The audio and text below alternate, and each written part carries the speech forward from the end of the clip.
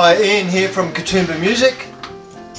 In a rare chance to A-B some new and old. On my left here, on your right, I've got a brand new Premier drum that we've just got into the shop, along with a whole pile of other Premier stuff. And this is an old cherished drum of mine, which I'll talk about in a little bit.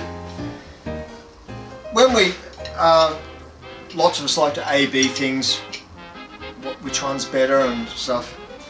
And I took home some of these Premier snares when they arrived and wanted to tune them up, and at the same time I was tuning up an old favourite snare of mine which I've had for 36 years. And I looked at the two, and they're in many ways very similar. They're both wood shells, they're both a bit deeper than standard drums, 6.5, 6 3/4 I think. And they're both very thick shells. This one is from a range that Premier brought out. These are made in England. They're everything British. They were so British that they thought they had to evoke some of something that we don't normally necessarily associate with drums unless we're thinking of that kind of thing. They called this the Aviation series, and the flagship, which I've got right here, is, and it's a trivia question I've asked quite a few people around the shop, and some people are fast to know what it would be, not the flagship, but it's the flag plane. It is of course the Spitfire. What else could it be? It has a slightly smaller brother, which many people would also quickly guess that would be the Hurricane. And it has a big brother, which some people also guess rightly named the Lancaster. But at the moment we're looking at the Spitfire. Very thick shell, and same on the Sonor. They're pretty much the same thickness. This is a Sonor drum from 1982, 9-ply beech shell. The Premier is actually 22 ply with an oak veneer. This one's the Sonor's a rosewood veneer. Very thin plies on the Premier, so they 22 plies ends up being the same thickness as this Sonor drum here, which is 9-ply. They're slightly different in terms of the head on it. I've got a black dot on this drum, and this one has what it came with, which is standard Ambassador. But otherwise they're pretty close, and I looked at these two drums, and 9 times out of 10 if you had two drums like that next to each other, it'd be like maybe Pearl, Tama, two Japanese drums, maybe Ludwig, Gretsch, two American drums. Premier not so well known in Australia, or not so commonly found in Australia, being the best of British. And I looked at this one, and in 1982 this was best of Germany. And the comparisons, especially this one being called the Spitfire, I thought were too obvious for me to avoid. The Germans did not name this with anything where we might post-name it, and I hope we don't get sued for doing it. I'm tentatively naming it the ME109, but some people have suggested a Fokker Wolf. Probably that's more apt, but ME109 is kind of more iconic to me. They're both amazing snare drums, and that's why I've kept this one for all this time. I've played hard rock on this, I've played pop music, I've played bluegrass, I've done all kinds of things on this. They're both super sensitive.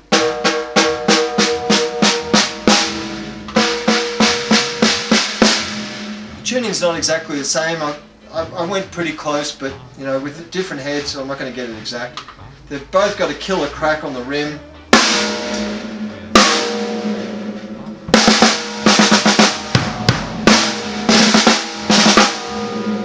They're both killer snare drums. And my verdict of the AB is that the battle between Germany and Britain is undecided in the skies. This one I've kept, I bought it with the kit, sold the kit, kept the snare drum. I think whoever gets this one, I hope, I imagine, they're going to end up keeping this one too, because it's just an absolute cracker. The music being played in the background is the first single I ever recorded with a band called Helter Skelter, and I recorded that on this particular drum. The rest of the drum kit was all Simmons, which were kind of cool or about to be kind of uncool at that time. And I'm playing something kind of appropriately militaristic in that. As you can see, both these drums are similar depth. Gives you a really lovely deep tone. This one's finished in British oak. This one's in rosewood. This has got the very modern low mass lugs. In this case, beautifully nose coned, a bit like the nose cone on a Spitfire. That's the only other tenuous link I think they can bring in on the name Spitfire. That's got locking nuts on the lugs so you can keep their tuning. The Sonor has a different system, does the same sort of thing. They've got a spring on the lug. This drum has been, along with an old Rogers snare drum I've got, my two go-to snares for different situations. This is going to do the same thing. They're both beautiful drums. It is very unclear to me who's going to win this battle. We might cross to Colonel Farquhar to get his opinion on this. Colonel, how do you see this playing out on the field?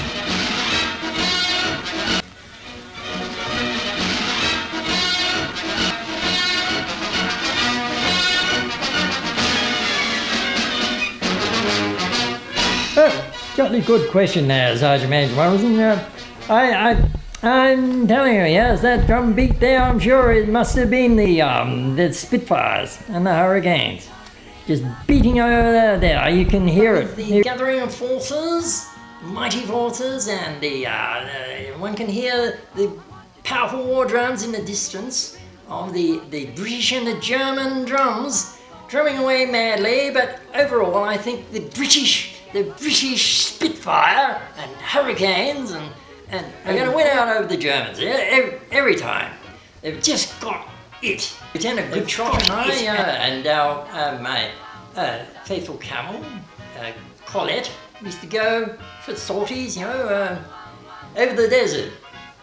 And you might be wondering how we could fit a camel in a balloon basket. Well, quite easily. You get this whole kit, and you have your pigeon, and you have your sending and receiving boxes, and a little Morse code machine, and you have your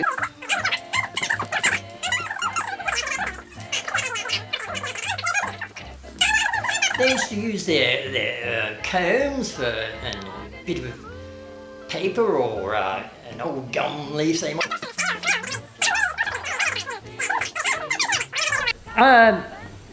That's my opinion on the subject. Back to you, Sergeant Major Morrison. You take it from there. As you can see, we've also got some other beautiful Premier snare drums here. The bronze with a black chrome finish. Beautiful snare drums. And this steel snare drum, I'm not usually a big fan of steel snare drums, but that one is just, it's a cracker. The blue one is from the APK Bebop kit that we have over here, and this beautiful glitter red stripe one, the colour is actually called Blast. Is part of a Janista kit that we have, and I believe I've got the bass drum over behind Brad over there, and a couple of toms if I can reach over. They're not all set up, but they're a fantastic sounding stage kit that looks fab as well. This is the Janista kit we have that matches the snare drum over there. It's a in what they call blast colour. It's a greeny black glitter with this red stripe through it. Fantastic looking and sounding kit.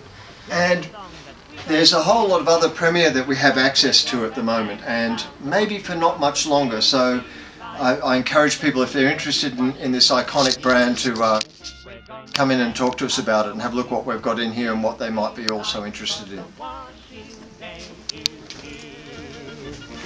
Whether the weather may be wet or fine, we'll just rub along without a care. We're gonna hang out the washing on the Siegfried line, if the Siegfried line's still there. We're gonna hang out the washing on the Siegfried line, and do any dirty washing on the... Dash it all, Farquhar! Colonel Farquhar! Dash it all, Sergeant Major Morrison. Yeah, you should know that by now, for God's sake. No.